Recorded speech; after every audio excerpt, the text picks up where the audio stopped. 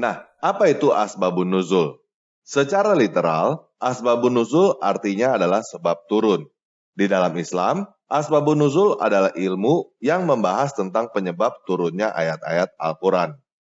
Contohnya Al-Quran surah 4 ayat 24. Dan dalam kurung, diharamkan juga kamu menikahi perempuan yang bersuami, kecuali hamba sahaya perempuan, dalam kurung tawanan perang, yang kamu miliki sebagai ketetapan Allah atas kamu. Dan dihalalkan bagimu selain dalam kurung perempuan-perempuan yang demikian itu, jika kamu berusaha dengan hartamu untuk menikahinya, bukan untuk berzina. Maka, karena kenikmatan yang telah kamu dapatkan dari mereka, berikanlah mas kawinnya kepada mereka sebagai suatu kewajiban. Tetapi, tidak mengapa jika ternyata di antara kamu telah saling merelakannya setelah ditetapkan. Sungguh Allah Maha Mengetahui, Maha Bijaksana. Nah, apa penyebab turunnya ayat ini? Itulah ilmu asbabun nuzul. Ilmu untuk mencari tahu penyebab turunnya suatu ayat. Untuk mencari tahu penyebab turunnya suatu ayat di dalam Al-Quran, teman-teman harus mencarinya di literatur lain di luar Al-Quran. Karena tidak ada konteks di dalam Al-Quran. Ayat-ayat di dalam Al-Quran seringkali acak-acakan, loncat dari satu topik ke topik yang lain tanpa penyebab yang jelas. Tidak ada kronologi, tidak ada konteks. Artinya, Al-Quran tidak jelas. Al-Quran tidak bisa menjelaskan dirinya sendiri. Al-Quran butuh dibantu oleh buku lain supaya menjadi jelas. Contohnya, untuk mencari tahu penyebab turunnya Al-Quran surah 4 ayat 24, kita harus buang waktu dan tenaga untuk mencarinya di dalam berbagai hadis. Hasil yang saya dapatkan, penyebab turunnya Al-Quran surah 4 ayat 24 terdapat di dalam hadis Muslim 2643, hadis Abu Daud 1841, hadis Tirmizi 1051, dan 2943. Nah, saya tidak akan membacakan bagian telah menceritakan kepada kami dari siapa-siapa-siapa. Saya juga tidak akan membacakan semuanya karena isinya kurang lebih sama. Saya hanya akan mengutip inti ceritanya supaya teman-teman paham. Jika teman-teman mau tahu dari siapa-siapa-siapa, silakan baca sendiri di dalam hadis-hadis yang saya kutip. Oke?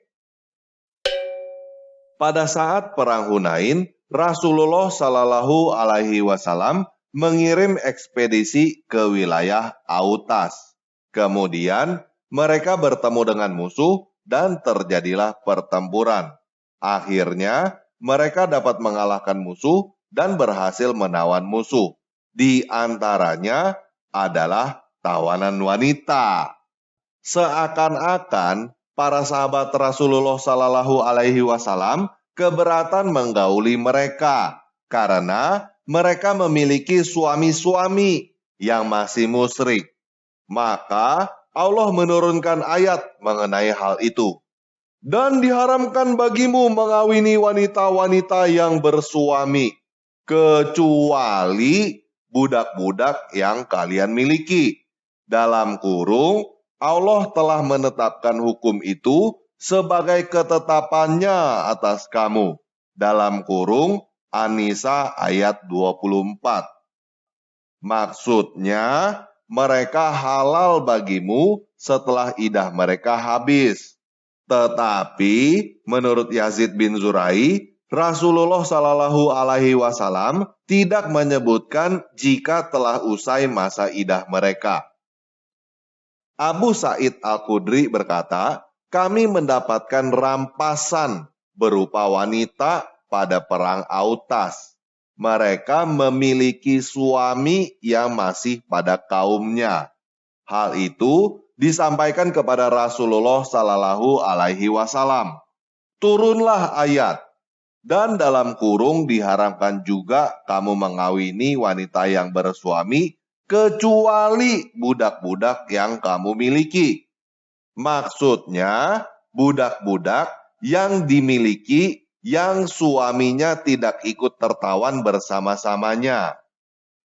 Abu Sa'id Al-Khudri berkata, kami menggauli tawanan-tawanan wanita saat perang Autas, sementara mereka memiliki suami-suami yang ada di kaum mereka.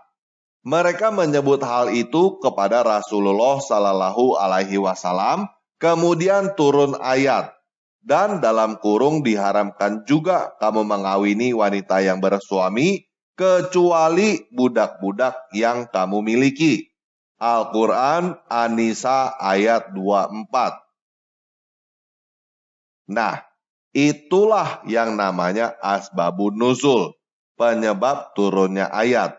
Muhammad dan antek-anteknya sudah biasa menyerang dan merampas dalam kurung ekspedisi. Mereka sudah biasa untuk memperkosa tawanan perempuan yang suaminya mereka bunuh. Tetapi kali ini ketika Muhammad mengirim antek-anteknya untuk menyerang dan menjarah wilayah Autas, antek-anteknya itu mendapatkan rampasan perang berupa perempuan-perempuan bersuami. Suami mereka masih hidup, tetapi tidak ikut tertawan. Lalu, antek-antek Muhammad itu keberatan untuk memperkosa mereka, karena setahu mereka haram hukumnya untuk berhubungan seks dengan perempuan bersuami. Oleh karena itu, turunlah ayat yang isinya, kamu diharamkan untuk mengawini wanita yang bersuami, kecuali budak-budak yang kamu miliki. Artinya, Allah Subhanahu wa Ta'ala bukan hanya mengizinkan antek-antek Muhammad untuk memperkosa tawanan perempuan, Allah Subhanahu wa Ta'ala menegur antek-antek Muhammad yang tidak mau memperkosa tawanan perempuan yang bersuami. Nah, jika teman-teman tidak percaya bahwa Muhammad dan antek-anteknya sering memperkosa tawanan perempuan, yuk kita baca hadis Muslim 2599. Abu Sirmah bertanya, wahai Abu Sa'id, apakah engkau pernah mendengar Rasulullah Sallallahu Alaihi Wasallam menyebut tentang azal, dalam kurung mengeluarkan air mani di luar kemaluan istri? Dia menjawab, ya, kami pernah bersama Rasulullah Sallallahu Alaihi Wasallam memerangi Bani Mustalik, dan kami berhasil menawan wanita-wanita Arab yang cantik. Saat itu kami sudah lama kesepian, sedangkan kami menginginkan tebusan dari tawanan-tawanan tersebut. Oleh karena itu, kami bermaksud bersenang-senang dengan tawanan wanita tersebut, tetapi dengan cara azal. Maka kami sama berkata, apakah kita melakukan hal ini tanpa menanyakan terlebih dahulu? Padahal Rasulullah Sallallahu Alaihi Wasallam berada di tengah-tengah kita.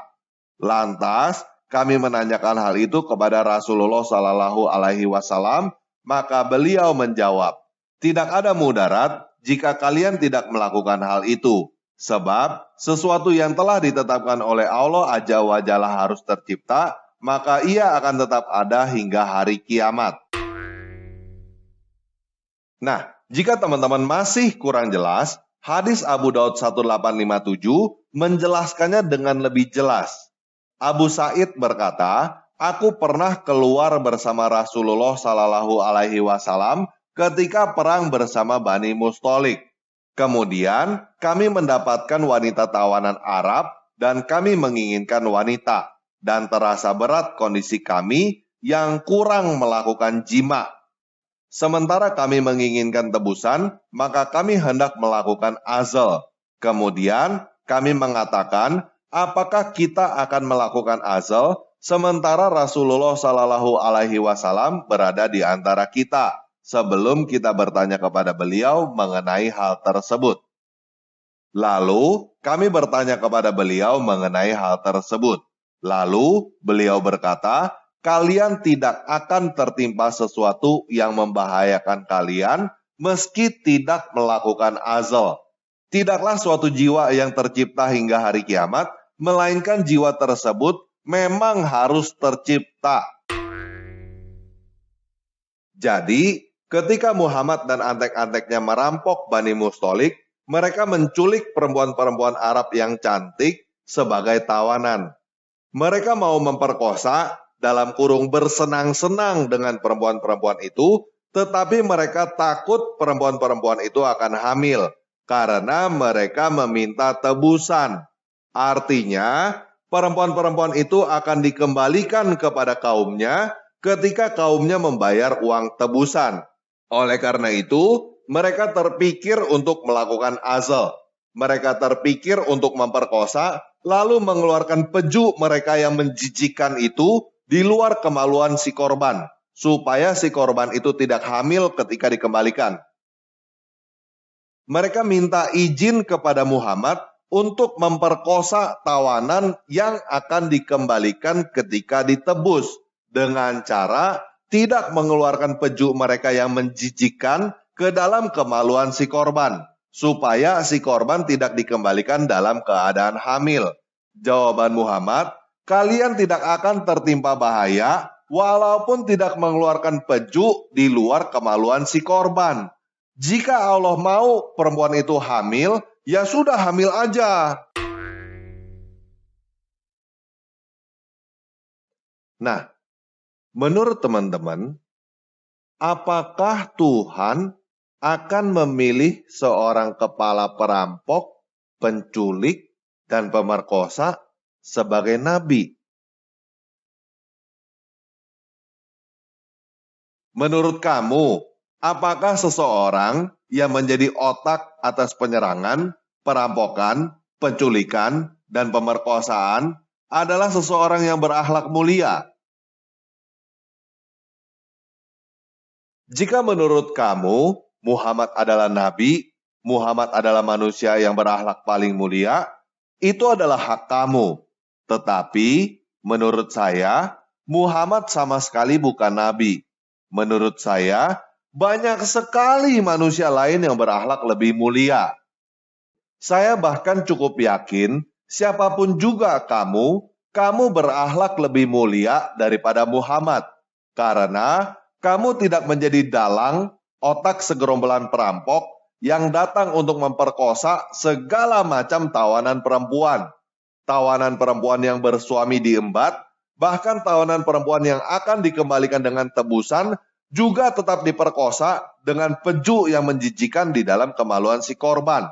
Sehingga si korban dikembalikan dalam keadaan frustasi dan hamil. Saya tidak tahu apalagi yang lebih buruk dan lebih jahat daripada itu. Jika menurut kamu itu adalah perintah dari Tuhan, itu adalah hak kamu. Tetapi menurut saya, itu sama sekali bukan perintah dari Tuhan. Menurut kamu, yang mana yang lebih sesuai dengan kenyataan? Tuhan menggunakan seorang kepala bandit yang keji untuk menyebarkan agama, atau seorang kepala bandit yang keji menggunakan agama untuk melakukan kejahatan?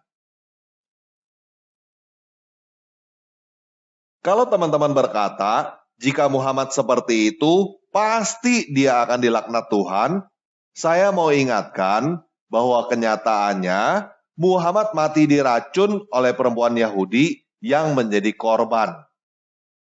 Menurut saya, mati diracun oleh korbannya adalah dilaknat Tuhan. Paham ya? Nah, jadi bagaimana? Apakah kamu mau tetap percaya buta bahwa Muhammad adalah manusia yang berakhlak paling mulia? Atau kamu mau buka mata dan meninggalkan Islam?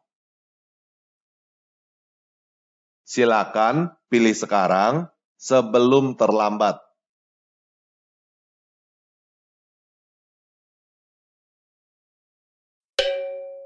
Nah, Itulah asbabun nuzul, penyebab turunnya ayat dalam Al-Quran. Jika teman-teman bertanya kepada saya, apakah ada gunanya mempelajari ilmu asbabun nuzul? Saya akan menjawab, sama sekali tidak ada gunanya. Hanya buang-buang waktu. Kamu tidak perlu buang waktu untuk mencari pembelaan bagi Muhammad dan Al-Quran. Karena Muhammad memang bukan nabi dan Al-Quran sama sekali bukan wahyu dari Tuhan. Lebih baik kamu gunakan waktumu yang berharga itu untuk mempelajari ilmu-ilmu lain yang jauh lebih bermanfaat. Oke, sekian video kali ini. Semoga kita semua mendapatkan hidayah.